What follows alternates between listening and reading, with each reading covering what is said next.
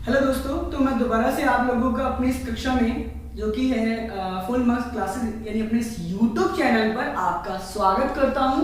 और आज हम लोग सीखने वाले हैं सबसे आखिरी इस चैप्टर का जो आखिरी अभिक्रिया रह गई है वो है उपचयन और अपचयन के बारे में। और बहुत ही सरल शब्दों में इसे समझने वाले हैं, तो प्लीज थोड़ा सा ध्यान दीजिएगा। चलिए शुरू करते हैं। तो यहाँ पर पहले से ही लिख दिया गया है उपचयन और अपचयन के बारे में ताकि हम जल्दी समझ सके। उपचयन क्या होता है? एक ऐसी अभिक्रिया जहां पर ऑक्सीजन आकर जुड़ जाए या फिर वहां से हाइड्रोजन का ह्रास हो जाए या हट जाए, उसी को हम उपचयन अभिक्रिया या उपचयन कहते हैं। उसी प्रकार इसी का विपरीत आप समझे, इसी का विपरीत क्या है? अपचयन। उपचयन का विपरीत क्या? अपचयन। अपचयन में क्या? हाइड्रोजन का जुड़ना, यानी हाइड्रोजन आकर जुड़ जाए, जैसे कि इसमें था ऑक्सीजन का जुड़ना। इसी प्रकार इसमें क्या है? हाइड्रोजन का जुड़ना या ऑक्सीजन का ह्रास हो जाए या हट जाए, ठीक है, उसे क्या कहेंगे? अपचयन कहेंगे। उसी प्रकार कुछ और भी क्वेश्चनों में हमसे कभी कभार अपचयन कारक और उपचयन कारक पूछा जाता है, तो इसको भी हम समझ लेते हैं। उपचयन कारक एक ऐसा पदार्थ जो ऑक्सीजन देता है, उपचयन होने के लिए उसी को उपचयन कारक कहा जाता है। दोबारा से, एक ऐसा पदार्थ जो ऑक्सीजन दे, किसके लिए? उपचयन होने के लिए, यानी O को दे हमें, उसी को क्या कहेंगे हम लोग? उपचयन कारक कहेंगे। या फिर एक ऐसा पदार्थ जो हाइड्रोजन को ह्रास कर दे, हटा दे, एलिमिनेट कर दे, कहने का तात्पर्य। इसी का विपरीत एक ऐसा पदार्थ जो हाइड्रोजन दे अपचयन होने के लिए, उसी को क्या कहेंगे? अपचयन कारक बोलेंगे। या फिर हम क्या, एक ऐसा पदार्थ जो ऑक्सीजन को ह्रास कर दे, हटा दे, उसे क्या कहेंगे? अपचयन कारक कहेंगे। तो कुछ एग्जांपल लेते हैं ताकि समझ में आए। सबसे पहले तो ये जुड़ना वाला समझते हैं, हाइड्रोजन का जुड़ना, ऑक्सीजन का जुड़ना। तो मान लीजिए जब कॉपर को हम जलाते हैं तो जलने वाली कोई भी वस्तु ऑक्सीजन की उपस्थिति में जलेगी। तो जब कॉपर को ऑक्सीजन की उपस्थिति में जलाया जाता है तो ये कॉपर ऑक्साइड बनाता है, और जो कि कैसा होता है? काले रंग का होता है, काला पड़ जाता है, ठीक है ना? कैसा पड़ जाता है? काला। तो ये याद रखिए, पहले तो जब कॉपर ऑक्सीजन की उपस्थिति में जलता है तो क्या करता है? काले रंग में बदल जाता है, कॉपर ऑक्साइड बनाता है। कई बार ये भी प्रश्नों में पूछा जाता है। दूसरा, अब देखिए यहाँ पर ये एक अकेला था, इसमें O आकर जुड़ गया, O ऐसे जुड़ा, तो ये क्या है? ये उपचयन अभिक्रिया का उदाहरण है। इसी प्रकार अगर हाइड्रोजन आकर जुड़ता तो वो क्या होता? वो अपचयन होता। चलिए, ये हमने समझा, तो इसे रफ कर देते हैं और फिर हम इसको देखते हैं। चलिए इसे रफ करते हैं और एक और एग्जांपल लेते हैं जिसमें हम इन सभी की बातें करते हैं। चलिए, तो क्या हुआ जब कॉपर ऑक्साइड, अभी हमने देखा कॉपर ऑक्साइड कैसे बनता है। जब कॉपर ऑक्साइड का हमने हाइड्रोजन गैस के साथ अभिक्रिया कराया तो हमने क्या देखा कि कॉपर अलग हो गया और उसके साथ क्या बन गया? पानी, यानी वाटर बन गया। तो ये एक ऐसी अभिक्रिया है जिसमें दोनों हो रहा है।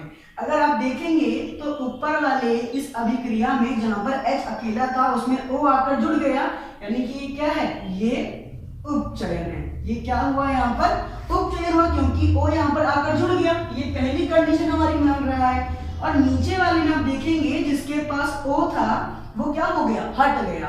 तो ये क्या है? ये अपचयन हुआ। ये क्या हुआ? अपचयन।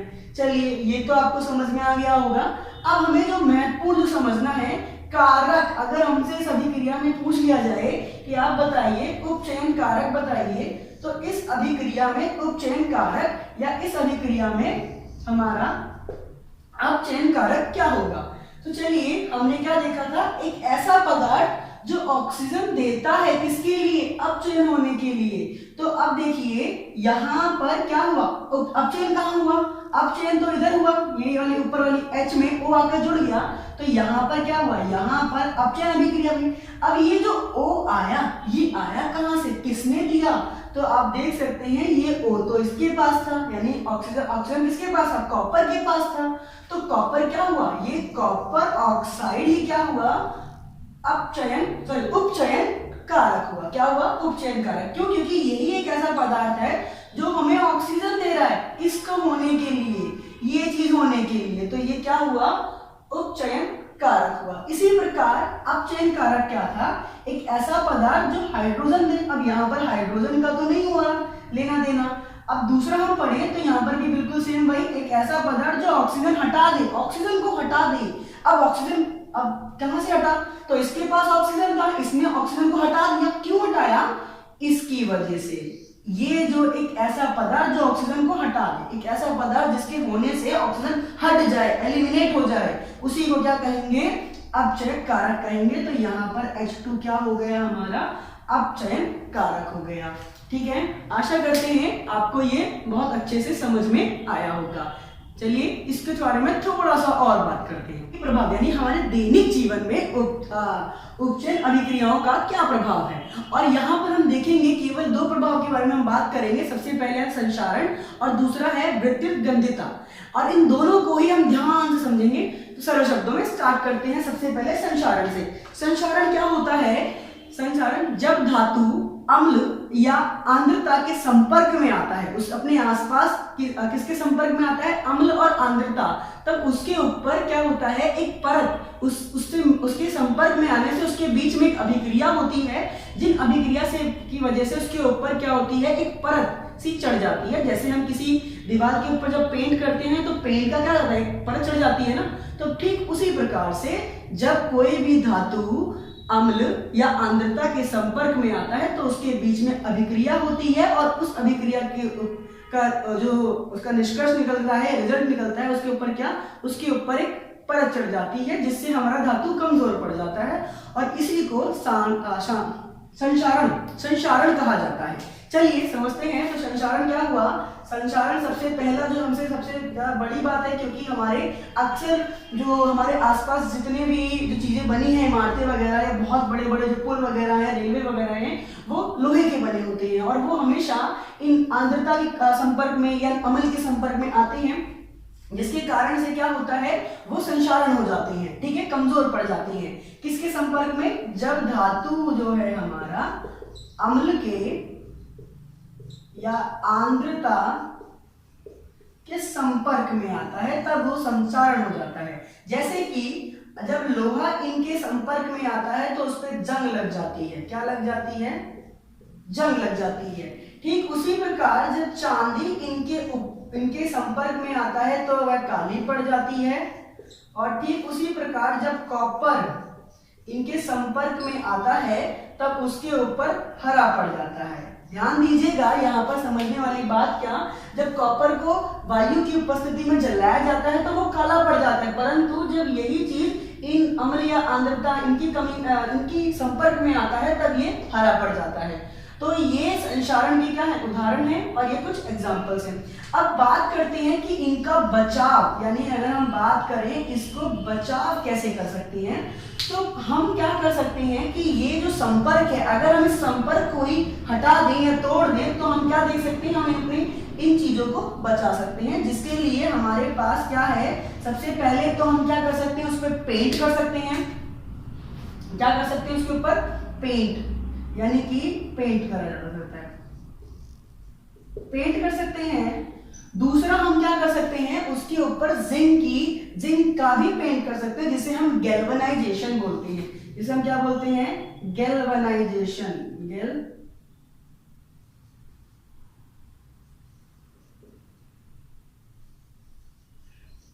गैल्वेनाइजेशन क्या है, इसमें क्या होता है, जिंक की कोटिंग, यानी जिंक एक धातु है, धातु के ऊपर हम धातु के क्या कर देते हैं, पेंट कर देते हैं एक तरह का, तो वही क्या है, गैल्वेनाइजेशन। तो हम बचाव के लिए ये कर सकते हैं, या फिर तीसरा हम कहें तो ग्रीस लगा सकते हैं। जैसे अक्सर आपने देखा होगा लोहे वगैरह में ग्रीस लगाई जाती है, या फिर उसे तेल में डुबो के रखा जाता है। तो हम क्या कर रहे हैं वहां पर, हम वहां पर इसके संपर्क को, इस धातु जो अम्ल आर्द्रता के संपर्क में आ रहा है उसे आने ही नहीं देते हैं। तो ये चीजें हम कर सकते हैं। अब हम बात करते हैं विद्युत ग्रंथिका। तो विद्युत ग्रंथिका जो है, विद्युत ग्रंथिता, ये क्या चीज होती है, तो इसमें हम क्या होता है, जो हमारा वसा है, जब वसा या फिर तेल हम कहें, ऑयल कहें, यानी कि तेल, हम जो हमारा जो भी खाना होता है वो ज्यादातर कैसा होता है, तेल, मतलब इसमें ऑयली होता है, यानी कि तेल का उपयोग होता है, और वसा उसमें जरूर होती है। जब यही वसा इसी के कांटेक्ट, यानी कि अम्ल और आर्द्रता के कांटेक्ट में काफी लंबे समय में आ जाता है, तो क्या होता है, उस भोजन का जो स्वाद है वो बदल जाता है और खराब हो जाता है, जिसी को हम विकृत ग्रंथिता कहते हैं। क्या कहते हैं उसको? विकृत ग्रंथिता कहते हैं। दोबारा से, जब वसा या तेल की कोई भी भोजन जब इनके संपर्क में, आर्द्रता या अम्ल के संपर्क में आने से क्या होता है, वो खराब हो जाता है, जिसकी वजह से क्या होता है, वो उसका स्वाद बदल जाता है, जिसे हम क्या कहते हैं, विकृत ग्रंथिता कहते हैं। क्या कहते हैं उसको हम लोग? विकृत ग्रंथिता।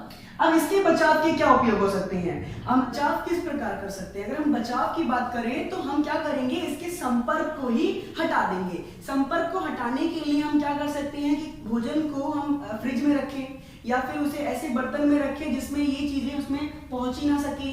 और क्या कर सकते हैं, आपने इसके उदाहरण में भी देखे होंगे क्या, कि हम जो चिप्स खाते हैं उसमें भी नाइट्रोजन गैस को क्या किया जाता है, भरा जाता है। नाइट्रोजन गैस क्यों भरा जाता है? क्योंकि वो अभिक्रियाशील होती है, यानी वो अभिक्रियाशील नहीं होती है, ठीक है। इसीलिए हम अपने चिप्स वगैरह के पैकेट को भी नाइट्रोजन गैस से ही क्या करते हैं, भरते हैं, ताकि वो क्या होता है, उसे लंबे समय तक क्या रखता है, फ्रेश रखता है। तो ये कुछ उदाहरण थे जिससे हम क्या कर सकते हैं, ये कुछ एग्जाम्पल जिससे हम क्या कर सकते हैं, विकृत ग्रंथिता को से हम क्या करते हैं, बचाव कर सकते हैं अपने भोजन का। उम्मीद करते हैं आपको पसंद आया होगा। अगर आपको पसंद आया तो प्लीज जरूर कमेंट करके बताएं कि आपको कैसा लगा। और अगर आप कुछ और कोई चीज, आप कोई चैप्टर या कोई भी कुछ भी आप समझना या पढ़ना चाहते हैं तो आप प्लीज कमेंट करें। और आपको पसंद आया तो प्लीज लाइक जरूर करें, शेयर जरूर करें।